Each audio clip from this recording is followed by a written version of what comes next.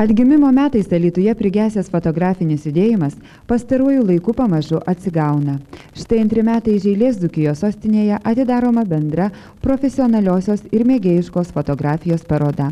Savo darbus pristato 16 autorių, tarp kurių tarptautinių respublikinių konkursų laureatas Zenonas Bulgakovas ir nauji nepažįstami vardai. Savo kūrybinę išmonę pasaulėjautą autoriai išreiškia per skirtingas kompozicijas, detalės, nuotaikas. Čia yra visko, nuo lyrinių peizažų iki stilingai pateiktų portretų. Tądien parodoje vyravusią nuotaiką nusakė parodos organizatorė, dienraščio Alytaus naujienos fotokorespondentė Zita Stankevičienė. Garsus fotografas Janas Bulgachas mokė, fotografuokime širdimi. Tai va ta fotografija padaryta vidiniu jausmu. Jinai tegul nebus tinkamai preciziškai, ten galbūt įrėminta, pateikta, bet jinai žmogui, ar tam pačiam, ar kitam žiūrinčiam į tą nuotrauką sukels tam tikrus jausmus. Juk fotografija tai pragyvena mūsų savo amžiumi ir galbūt ne kiekvieną kartą reikia ieškoti, kad čia, šedevrai. Fotografija yra fotografija, mūsų gyvenimo metraštis. Dalyvauti parodose – tai galimybė lyginti savo darbus, tobulėti, kurti savąją meninę sistemą.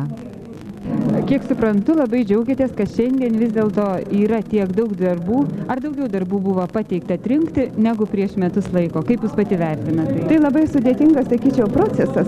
Tas darbas atrinkti fotografijas yra pats sunkiausias. Atneša žmogus 50 fotografijų. Ir buvo šį kartą taip pat ne? Žinoma, buvo pirmaisiais metais ir dabar lygiai tas pats.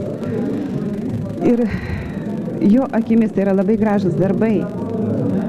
Iš tiesų, ne veltui sakoma, reikia padaryti fotografijų krūvą didesnę už patį save. Tada suvoksi, kas yra ir menas, ir kas ta pati techninė pusė, kaip ją reikia padaryti. Tai va, sugrįžtų, tikrai atneždavo ir po 50 fotografijų. Ir mes labai kantriai, labai geranoriškai Zenono Bulgakovo padėdami atrinkdavom fotografijas. Tegul ir ne to paties aukščiausio meninio lygio. Niekada nereikia žlugdyti, gniuždyti jauno žmogaus, kuris nori kažką daryti. Ar tai būtų fotografija, ar tai būtų tapyba, ar tai bet kas, bet kuri gyvenimo sritis. Jeigu žmogus nori, lai jisai daro.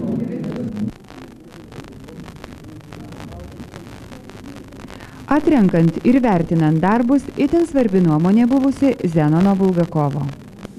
Tai aš čia kaip veteranas, tai jau paprastai lygiuojasi mane, bet vis tiek klausdavau ir kitų nuomonės. Nes būna tokių darbų, kad nelabai aiškus ir man pačiam net. Paskui žiūrai, kaip daugumai patinka. Ir taip įvertinam darbus, reiškia. Ir kaip jūs pamatėte darbus visus, ar buvo nors vieno autoriaus darbai, kur nustebote, pagalvojate, kad štai visai žmogus dirba, ieško ir neblogai sukuria tam ieškojimo procese? Šiemet tai Šilinskas nustebino su aktais. Nesitikėjom kažkaip, tai nes nieks aktų paprastai nerodydavo. O šiemet atnešė ir taip pažiūrėjom, kad iš tikrųjų net ir gražus tokie, nors ir primenda Dichavičio, bet nieko. Mūsų parodai čia, kaip sakant, labai gražiai atrodo. Taip, o dabar norėčiau prie jūsų darbų. Sakykit, o kaip jūs atrinkote savo darbus parodai? Savo darbus tai jau čia padeda atrinkti žmona, kritikė. Kritikė žmona. Čia jau aš sakau be humoro. Nes iš tikrųjų turi skonį. Tai pirmiausia, aš padarau tik tais, kaip sakant, kaip dailininkas eskizą, kontaktą ar kontrolinę tokią nedidelę nuotrauką parodau, ar verta toliau daryti, kaip jinai reaguoja. Kada jinai kritikuoja ar įvertina kitaip, tai viskas aišku tampa, bet būna išimčių aišku, kad nesutampa mintys. Nors šioje parodoje kitas žymus Alytaus fotomenininkas profesionalas Vytautas Stanionis nedalyvavo, bet maloniai sutiko atsakyti į Alytaus televizijos klausimus. Labai ryškaus atotrūkio lyginant su praeitą parodą. Bet kurio autoriaus lyg ir nematau. O vertinant atskirai, kiekvieną autorių paėmus, tai galima šiek tiek analizuoti ir tai, kas tiesiog šalia mūsų yra. Justinas Šmigelskas. Taip, pernai prisimenu buvo šiek tiek kukliau. Šalia Zita Stankevičienė. Taip, šiandien aš matau pas ją tai, kas žanro požiūrį, tai, kas yra aštraus siužeto fotografija, kuri demonstruojama World Press Photo, Intrapress Photo, tokiuose pasaulinio lygio parodose, kuri nevengia tokių aštrių siužetų. Ir jinai bent kiek yra suvokus, ar sąmoningai, ar nesąmoningai, nežinau, bet jinai demonstruoja tai. Ir tai, aišku, yra tai truputį ėjimas į priekį. Galit jūs įvertinti. Labai man patinka, kad taip mes vertinam stovėdami. Šilinsko darbai.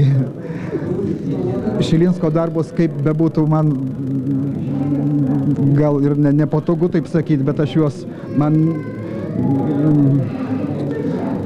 jie daugiau tokių neigiamų asociacijų iššaukia už tai, kad žinodamas bent jau Lietuvos fotografiją, jau nekalbant apie platesnę prasme pasaulinės fotografijos kontekste. Nu, tarkim, apsiribokim vien tik tai Lietuvą. Akto fotografija. Tai yra blogai padarytas Dichavičius. Dichavičius pats yra jau išsemtas, išsisėmęs pats, jisai reiškia jau yra tokiam istoriniam lygmenį daugmaž. Kažkiek metų jau praėjo, žiedai tarp žiedų. Tai, kas buvo, reiškia, jau nebesikartoja. Dabar kalbama kita fotografijos kalba. Čia yra prastai pakartotas Dichavičius, tas, kuris jau taip nebedirba. Kuris autorius vis dėlto demonstruoja šiandien jūsų manymų savo meninį požiūrį, savo tą sistemą išdirbtą jau keletą metų? Tai aš manau, kad Bulgakovas, be jokios abejonės. Be Bulgakovo, atsiprašau, be Bulgakovo. O kodėl be Bulgakovo? Nu, mes ir tai žinom visi tą. Jūs Bulgakovas, bet kas dar iš tų jaunų? Tai galbūt su tam tikrom išlygom Šmigelskas Stasys. Su tam tikrom išlygom.